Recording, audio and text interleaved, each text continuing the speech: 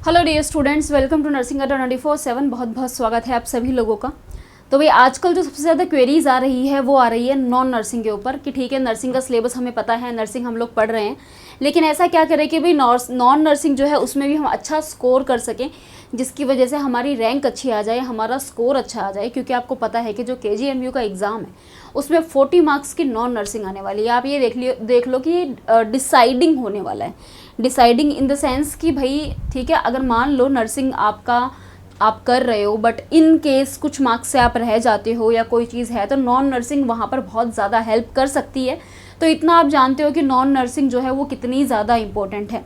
तो इस वीडियो में मैं आपको सिलेबस बताऊंगी थोड़ा सा, और उसके साथ में कुछ इंपॉर्टेंट टॉपिक्स नॉन नर्सिंग के जो आपको करने ही करने हैं, जो हर एग्जाम में पूछते हैं, जिसमें से क्वेश्चन आते ही आते हैं। तो इसके ऊपर मैंने स्पेसिफिकली ये वीडियो बनाया है ऑन योर डिमांड। तो भाई जैसा कि आपको पता है कि जो नॉन नर्सिंग है वो 40 मार्क्स की आने वाली है, जिसमें हमारे 4 सब्जेक्ट रहने वाले हैं। एक आपका GK रहने वाला है, एक इंग्लिश रहने वाला है, उसके अलावा मैथ रहने वाला है और रीजनिंग रहने वाला है। ये 4 सब्जेक्ट रहने वाले हैं जो कि 10-10 नंबर के आने वाले हैं। तो इस हिसाब से भाई टोटल 40 मार्क्स की जो है वो आपकी नॉन नर्सिंग आने वाली है। तो सिलेबस वैसे तो आपको पता होगा, मैंने लास्ट एक वीडियो और बना रखा है इसके ऊपर। तो सिलेबस जो है, जैसा कि अब मैं आपको बता देती हूँ कि सिलेबस क्या है और इम्पोर्टेंट क्या है इस सिलेबस में से। तो भाई ये आपका antonym and सिनोनियम most important topic है इंग्लिश का। अगर इंग्लिश की पढ़ाई कर रहे हो तो ये तो आपको करने ही करने हैं। एंटोनिम्स एंड सिनोनिम्स आपको पढ़ने ही पढ़ने हैं, ये बहुत ज़्यादा इंपॉर्टेंट है। तो भाई एक तो ये चीज़ बहुत ज़्यादा इंपॉर्टेंट है। एक्टिव एंड पैसिव वॉइस बहुत ज़्यादा इंपॉर्टेंट है। भाई बेसिक इंग्लिश आपको आनी चाहिए, बहुत ज़्यादा इंपॉर्टेंट है। सेंटेंस कंप्लीशन आपको आना ही चाहिए, तो ये तो बहुत ही ज़्यादा इंपॉर्टेंट चीज़ें हैं। उसके अलावा आपको सेंटेंस अरेंजमेंट पता होना चाहिए, आपको एरर करेक्शन पता होना चाहिए। तो ये अगर आपने थोड़ा बहुत इंग्लिश कभी पढ़ा होगा, अगर आपने ग्रामर पढ़ी होगी तो ये चीज़ें आप बहुत इजीली कर सकते हो, अगर आपने कभी ग्रामर करी होगी। तो ये है भाई इंग्लिश। अगर आप इंग्लिश पढ़ रहे हो तो भाई इंग्लिश के अगर मैं इंपॉर्टेंट टॉपिक्स की बात करूँ तो सबसे पहले इंग्लिश में जो मोस्ट इंपॉर्टेंट टॉपिक है आपका है एनोनियम एंड सिनोनियम। उसके बाद आपका एक्टिव एंड पैसिव वॉइस, उसके अलावा basic English grammar, sentence completion. वैसे तो देखो एग्जामिनर जो है ना वो क्वेश्चन कहीं से भी डाल सकते हैं, ठीक है। और जो नॉन नर्सिंग है उसका सिलेबस बहुत ज़्यादा वास्ट नहीं है कि उसमें से भी आपको सेलेक्ट करना पड़े। तो मेरे हिसाब से सब कुछ पढ़ के जाना चाहिए ताकि कहीं से भी एग्ज़ाम आ जाए आप क्रैक कर लो। बाकी ज़्यादातर क्वेश्चंस जो है वो कहाँ से पूछे जाते हैं, उसके अलावा आपका सेंटेंस अरेंजमेंट में से, एरर करेक्शन में से भी पूछ लेते हैं, ठीक है। उसके साथ में भाई आपका फिल इन द ब्लैंक्स, यहाँ से भी क्वेश्चन जो है वो पूछ लिए जाते हैं। तो ये सारे हैं इंग्लिश के टॉपिक्स। वैसे तो बहुत ज़्यादा नहीं है, आप चाहो तो सभी टॉपिक्स को एक बार गो थ्रू ज़रूर हो जाना सारे टॉपिक्स से, क्योंकि सारे टॉपिक्स जो है वो बहुत ज़्यादा इंपॉर्टेंट है। जहाँ तक बात रही GK की, तो देखो GK तो मैं हमेशा कहती हूँ जितना पढ़ो उतना कम है, क्योंकि बहुत वास्ट है GK। तो अभी फ़िलहाल आपको ये ध्यान रखना है कि आप करंट अफेयर्स मोस्ट इम्पोर्टेंट है GK के अंदर, आपको करंट अफेयर्स पढ़ने हैं। दिस इज़ मोस्ट इम्पोर्टेंट चीज़, क्या चल रहा है वो आपको पढ़ना है, दिस इज़ मोस्ट इम्पोर्टेंट। बाकी GK में तो जितना आप पढ़ो उतना कम है, क्योंकि इतनी चीज़ें हैं पढ़ने के लिए। तो करंट अफेयर जो भी करंटली चल रहा है उन चीज़ों से आपको अवेयर रहना है, ठीक है। GK में मैं आपको बाकी बाद में बताती हूँ। उसके अलावा अगर मैं बात करती हूँ, अब आता है भाई आपके पास, अगर मैं आपको बात करूँ आगे, तो ये देखो भाई रेशो एंड प्रोपोर्शन, ये मोस्ट इम्पोर्टेंट चीज़ है, ये मोस्ट इम्पोर्टेंट चीज़ है। अगर आप पढ़ रहे हो, अगर आप नॉन नर्सिंग पढ़ रहे हो, अगर आप तैयारी कर रहे हो, तो ये मोस्ट इम्पोर्टेंट चीज़ है आपका मैथमेटिक्स एंड रीजनिंग के अंदर। Ratio and proportion is most important. और क्या है, time and work most important है। Simple interest, compound interest most important. Time and distance most important. Probability most important. Ratio and proportion most important. ये कुछ ऐसे topics हैं जहाँ से हमेशा क्वेश्चन आते ही आते हैं, हमेशा यहाँ से क्वेश्चन उठते ही उठते हैं, ठीक है। उसके अलावा एज वाले क्वेश्चन जो है ये भी काफ़ी ज़्यादा पूछे जाते हैं। अब मैं आपको स्पेसिफिक टॉपिक्स बता देती हूँ। ये तो मैंने आपको सिलेबस के गो थ्रू करवा दिया है। अब मैं आपको बताती हूँ स्पेसिफिक टॉपिक्स। इंग्लिश पढ़ रहे हो, ठीक है, तो इंग्लिश में मैंने आपको बताया आपको सिनोनिम्स और एंटोनिम्स तो पढ़ने ही पढ़ने हैं, फिल इन द ब्लैंक्स पढ़नी है, स्पेलिंग करेक्शंस, तो ये तो अगर आपको ग्रामर आती होगी तो आप अच्छे से कर सकते हो। सेंटेंस का इंप्रूवमेंट कैसे करना है, एक्टिव पैसिव वॉइसेस के बारे में आपको पता होना चाहिए, आपका सेंटेंस करेक्शंस के बारे में आपको पता होना चाहिए। बेसिकली अगर मैं एक बात करूँ, बेसिक ग्रामर आपकी अच्छी होनी चाहिए। अगर आपकी बेसिक ग्रामर अच्छी है ना, आप इंग्लिश में आराम से पेपर कर सकते हो।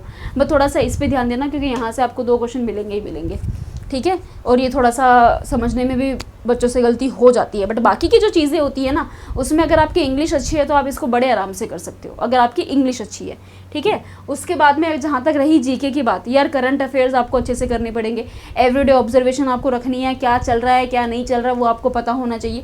उसके अलावा भाई हिस्ट्री से आ जाते हैं, साइंटिफिक रिसर्च से जो है वो क्वेश्चन पूछ ले जाते हैं। इंडिया और अदर कंट्रीज़ की जो भी साइंटिफिक रिसर्च है, इंडिया में जो भी पॉलिटिकल साइंस है, जोग्राफी है, यहाँ से क्वेश्चन आ जाते हैं। तो क्या पढ़ोगे, बहुत है पढ़ने को। तो भाई करंट अफेयर्स, करंट इवेंट्स जो भी चल रहे हैं, करंट अफेयर जो भी चल रहे हैं, करंटली क्या चल रहा है, करंट में जो भी स्पोर्ट्स हुए हैं वो आपको पता होना चाहिए। थोड़े बहुत कॉन्स्टिट्यूएंट्स के बारे में आपको पता होना चाहिए, ठीक है। तो जीके तो जितना पढ़ो उतना ही कम है। उसके बाद मैं बात करूँ अगर रीजनिंग की, भाई देखो ब्लड रिलेशन से हर बार क्वेश्चन आता है, मैंने पिछली वीडियो में भी बोला था। तो ब्लड रिलेशन से क्वेश्चन आता है, कोडिंग डिकोडिंग से हर बार क्वेश्चन आता है, रैंक से हर बार क्वेश्चन आते हैं, सीरीज़ से तो आते ही आते हैं, हर बार ही आते हैं। उसके अलावा लॉजिकल ऑर्डर्स यहाँ से भी आते हैं, सिटिंग अरेंजमेंट से भी क्वेश्चन आ जाते हैं, ठीक है। मैथमेटिकल ऑपरेशंस हो गया, डायरेक्शंस हो गया, यहाँ से क्वेश्चन आते ही हैं। तो रीजनिंग का ना ये तो फिक्स है कि ब्लड रिलेशन से आता ही आता है, कोडिंग डिकोडिंग से आता ही आता है, रैंक से भी आता ही है, सीरीज से भी आता ही है। तो ये तो कुछ ऐसे टॉपिक्स है जहाँ से हमेशा ये क्वेश्चन उठ के आते ही हैं। बाकी मैंने आपको सिलेबस बताया, सिलेबस में मैंने आपको जो टॉपिक्स बताए वो तो साथ साथ में इम्पोर्टेंट है ही है। तो जैसे मैंने आपको सिलेबस बताया, आप तो टॉपिक वाइज पढ़ना शुरू करो। और उसके अलावा जो मैंने आपको इंपॉर्टेंट टॉपिक्स बताए हैं, जहाँ आप बाकी चीज़ों को 2 बार पढ़ रहे हो, इंपॉर्टेंट को 3-4 बार पढ़ लो, क्योंकि वहाँ से क्वेश्चन आने की संभावना ज़्यादा होती है। लॉजिकल ऑर्डर से क्वेश्चन आ जाते हैं, सिटिंग अरेंजमेंट से भी आ जाते हैं। वहीं अगर मैं बात करूँ मैथ्स की, तो भाई प्रॉफिट एंड लॉस से क्वेश्चन आते हैं, अभी मैंने आपको बता दिया। डेसिमल फ्रैक्शन से भी आते हैं, परसेंटेज से भी आते हैं, रेशो से भी आते हैं, स्क्वायर रूट से आते हैं, इंटरेस्ट में आपका सिंपल इंटरेस्ट, कंपाउंड इंटरेस्ट, यहाँ से भी आएगा क्वेश्चन, ठीक है। Graph of linear equations, time and efficacy, time देखो ये वाला topic interest, ratio, percentage and profit and loss, ये ज़्यादा डिफ़िकल्ट भी नहीं है, ये ठीक है क्वेश्चंस। और ऐसा भी नहीं है कि बहुत ज़्यादा डिफ़िकल्ट मैथ आती है, बेसिक मैथ आती है। अगर आपको इनके बारे में नॉलेज है ना तो आप आराम से कर सकते हो। टाइम, डिस्टेंस, स्पीड, यहाँ से क्वेश्चन हर बार आएगा। टाइम एंड एफिकेसी से आता है, भाई 2 वर्कर्स किसी काम को इतने दिन में कर रहे हैं तो 1 वर्कर कितने दिन में करेगा। सिंपल इंटरेस्ट, कंपाउंड इंटरेस्ट से भी क्वेश्चन डाल देते हैं, रेशो से भी डालते हैं, परसेंटेज से भी आते हैं, प्रॉफिट एंड लॉस से भी आते हैं, ठीक है। तो भाई ये आपका कुछ मैंने वीडियोस के ऊपर बताया है, पूरा सिलेबस भी बता दिया, उसमें से कुछ इंपॉर्टेंट चीज़ें भी बता दी जिसमें से ज़्यादातर क्वेश्चन पूछे जाते हैं। पढ़ना तो आपने ही पड़ेगा, तैयारी तो आपने करनी ही पड़ेगी, है ना। बट मैं हमेशा एक ही चीज़ कहती हूँ, इंपॉर्टेंट चीज़ें इंपॉर्टेंट की जगह पे है। एग्जामिनर का पॉइंट ऑफ व्यू कोई नहीं जानता कि उसका कब बदल जाए, ठीक है, कब नॉन इम्पोर्टेंट उसको इम्पोर्टेंट लगने लग जाए। तो एक बार सभी चीज़ों को ज़रूर पढ़ो, सिर्फ इम्पोर्टेंट के चक्कर में नहीं रहना, एक बार तो सभी चीज़ों को ज़रूर पढ़ो।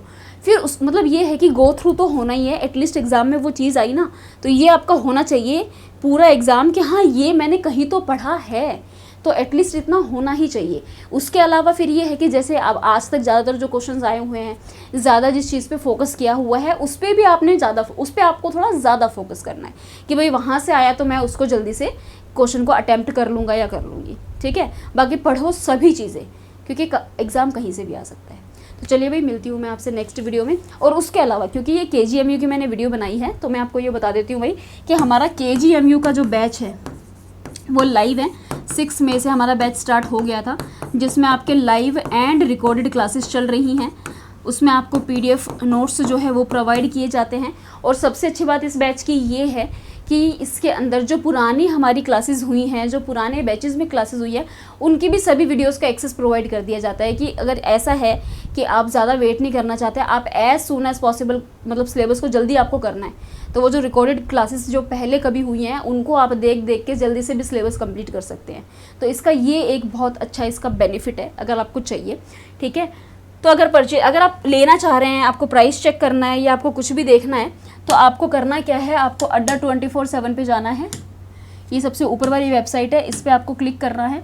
ऑल कोर्सेज पे जाओगे, इधर नर्सिंग में जाओगे, ये हमारे सारे बैचेस जो कि अभी लाइव है, ठीक है। तो मैं आपको बता रही हूँ KGMU के बारे में। आप KGMU पे क्लिक करेंगे, ये KGMU का बैच है। अभी इस बैच का प्राइस आप देख रहे हो 2249 रुपीज़ शो हो रहा है। आपको यहाँ से इसको बाय नाउ करना है और आप एक कूपन कोड अप्लाई कर देना YT05। जैसे ही आप इसको अप्लाई करोगे आपको एक्स्ट्रा 2% ऑफ मिल जाएगा, प्राइस हो जाएगा 2069। तो इस तरीके से आप इस बैच में भी इनरोल कर सकते हैं। बट अगर ऐसा है कि आप और भी एग्ज़ाम्स की तैयारी कर रहे हैं और एक बैच में आपको इनरोल नहीं करना, तो आप नर्सिंग महापैक में इनरोल कर सकते हैं। वो है सभी बैचेस के लिए, ऑल इन वन बैच है, सभी बैचेस के लिए है, ठीक है। तो उसके लिए भी आपको सेम चीज़ करनी है, नर्सिंग पे जाना है। ये सबसे पहला बैच जो आपको दिख रहा है नर्सिंग महापैक, ये सभी बैचेस के लिए है। आप चाहे किसी भी एग्ज़ाम की तैयारी कर रहे हैं, आप इस बैच में इनरोल कर लो। ऑल इन वन पैक है, सभी बैचेस के लिए है, अलग अलग से करने की ज़रूरत नहीं है। सेम प्रोसेस, आप यहाँ से बाय नाउ करो, कूपन कोड लगा देना YT05, तो आपको एक्स्ट्रा 2% ऑफ मिल जाएगा। और अगर आपको कोई भी क्वेरी होती है तो आप इस नंबर पर कॉल कर सकते हो, किसी भी चीज़ के रिगार्डिंग, तो आप इस नंबर पर कॉल कर सकते हो। तो चलिए, मिलती हूँ मैं आपसे नेक्स्ट वीडियो में। अगर वीडियो अच्छी लगी है तो लाइक ज़रूर करना, कमेंट करना, कोई क्वेरी है तो आप कमेंट कर सकते हो। Thank you so much, see you, take care, good bye.